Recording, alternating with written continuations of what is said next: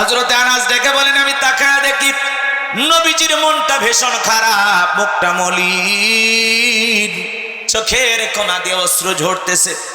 কিছুটা সময় অতিবাহিত হয়ে যাওয়ার পরে আমি তাকায় দেখি আমার নবীজি মুস্কি মুস্কি হাসতেছেন। বলুন সুবহানাল্লাহ।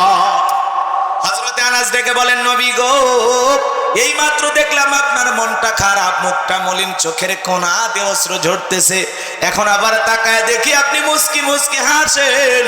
আমার নবী কেন কাঁদেন, কেন হাসেন, এর পেছনেও রহস্য আছে না নাই? নবীজির মনটা কেন খারাপ? কারণ হলো নবীজির কলিজার টুকরা সন্তান আবুল কাসেম জন্ম নিয়ে মারা যায়, আবু তাহের জন্ম নিয়ে মারা যায়, ইব্রাহিম মারা যায়। এক এক যখন সন্তানগুলো মারা যায়, ছেলে সন্তানগুলো জন্মগ্রহণ করে আর মারা যায়।